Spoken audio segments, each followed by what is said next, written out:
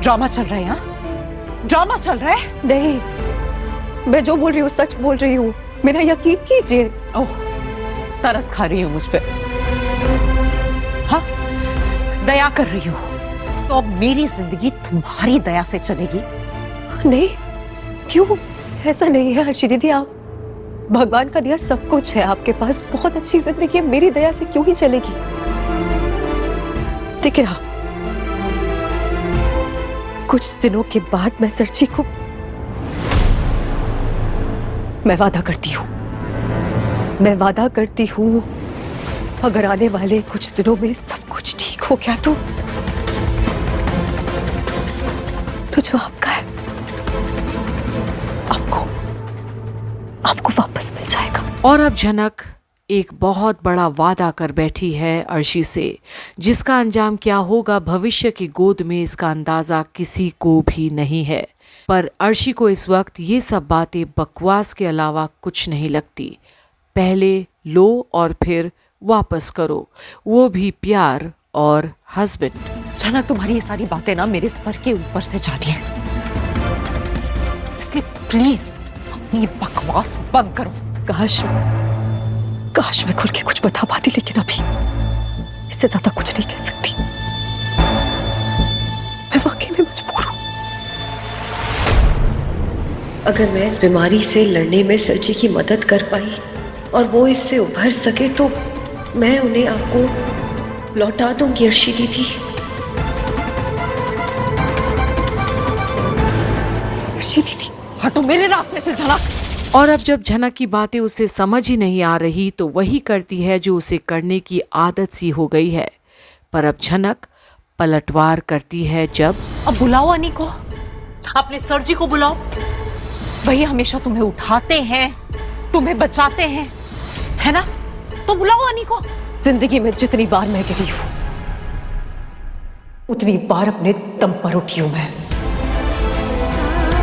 हाँ, बीच में सर्जी आए और उन्होंने मेरा बहुत साथ दिया, मेरी मदद की।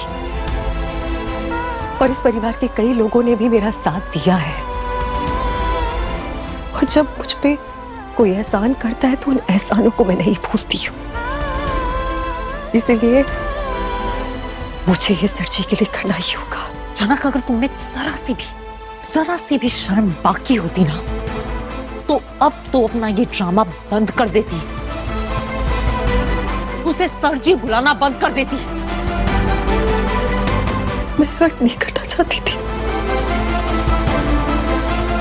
नहीं करना चाहती थी। और अब अर्शी देखती है कैसे झनक अब भी चट्टान की तरह खड़ी है, पर किसी और को या अनी को आवाज तक नहीं देती।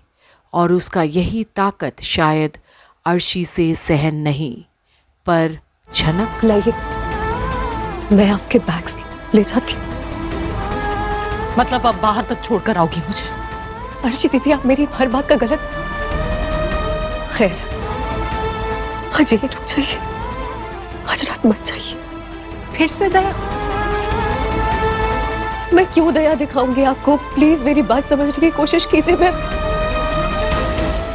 मेरे हाथों में कुछ नहीं है, कसम से। मैं खुद लाचार महसूस कर रही हूँ, मैं मजबूर हूँ। प्लीज मेरी बात समझिए, क्योंकि मैं एक दिन आपको। ओह, तो जिस दिन तुम्हारा अनी के साथ टाइम पास, एंजॉयमेंट, ये सब पूरा हो जाएगा, जब तुम उसकी ये सारी प्रॉपर्टी हड़प लोगी, जो भी तुम्हें उससे चाहिए, जो भी तुम्हारा मतलब है, वो सब पूरा हो जाएगा, तब तुम अनी को मुझे लौटा दोगी, यही ना? मैं ही। और चाहे आज झनक कुछ भी बोले, पर अर्शी को तो झनक का ना ही तो एक भी सुनना है और ना ही उसकी बातें समझनी है। झनक से ही उकता गई है वो। आखिर किस मिट्टी की बनी है झनक? सर्जी जैसे आज मुझे मिल रहा है ना, मैं वादा करती हूँ कि उससे बेहतर होके लौटेंगे। झनक, एक बात अच्छे से समझ लो, मुझे तुम्हारी स्टोरी में, बकवास में, तुम्हारी जिंदगी में और तुम में, खासकर तुम में, कोई इंटरेस्ट नहीं।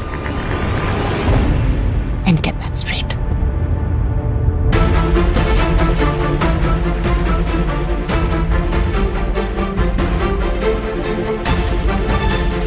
और जहां इतना सब कुछ हो गया है, उसके बाद अब अर्शी अपना सूटकेसेस लेकर खुद चली जाती है। वहीं अब झनक खड़ी देखती है और रोने के अलावा और कोई उपाय नहीं उसके पास आज, क्योंकि उसकी विडंबना कोई नहीं समझने वाला। अनी ने वादा जो लिया है उससे किसी को भी कुछ नहीं बताने के लिए, उसकी बीमारी के बारे में। पर क्या यहाँ अनी सही कर रहा है? वहीं घर वाले भी परेशान तो हैं।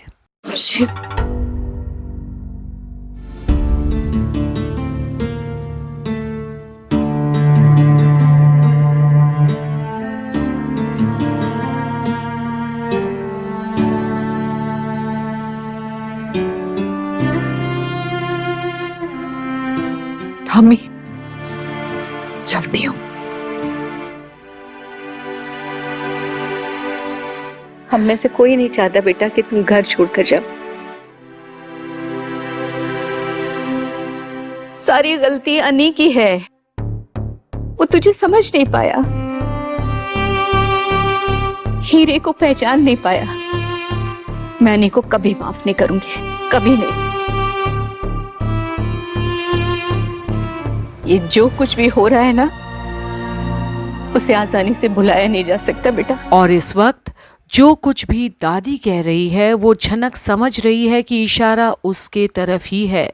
वहीं अब लेकिन तुम अपनी जिंदगी में खुश रहना बेटा, हाँ? मेरा आशीर्वाद सदा तुम्हारे साथ है। खुश रहो।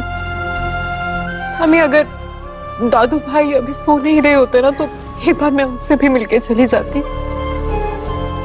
खैर, वो तो खुश होंगे ना, जो वो चाहते थे आज वही हो रहा है।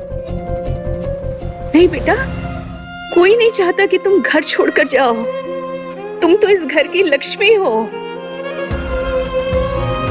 हम सब चाहते थे कि तुम अनी के साथ खुश रहो, लेकिन तुम्हारे दादू भाई भी कह रहे थे कि जो दोषी है वो घर से जाए और जो निर्दोष है वो घर में रहे। लेकिन और जिसका दोष है वो निर्दोष साबित हो गए। हमें हराकर जीत मिली है, इसे सजा नहीं। और अब भी सबके सब झनक को ही व्यंग कर रहे हैं, क्योंकि अनी से तो कुछ कह नहीं सकते वो, पर दोषी तो हमेशा लड़की ही ठहराती है समाज में भी।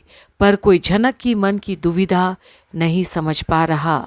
सबके सब उसे ही गुनहगार मानते हैं, एक टूटे हुए रिश्ते को और भी तोड़ने की कोशिश में। झनक बन गई सबकी गुनहगार। खैर, जब हमारा बेटा ही अपना नहीं रहा तो बाहर वालों को क्या बोले। उड़ने दो इसे लगता है ये जीत गई, लेकिन इसकी जीत ज्यादा दिन टिकेगी नहीं। वो दिन दूर नहीं है जब हमेशा हमेशा के लिए अनिरुद्ध को छोड़ के चली जाएगी है।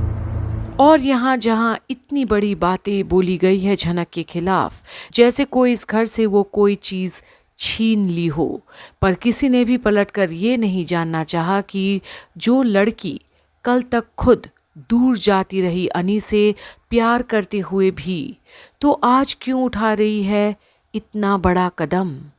अनी से किसी ने भी नहीं पूछा कारण क्या है।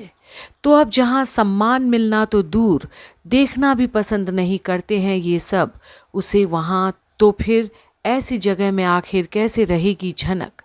क्या अनी वाकई में उसे वो प्यार देगा जिसकी हकदार वाकई में झनक है? ये देखने के लिए भी बने रहिए कंप्लीट बॉलीवुड पर, जहां आप देख रहे हैं झनक की सारी अपडेट्स।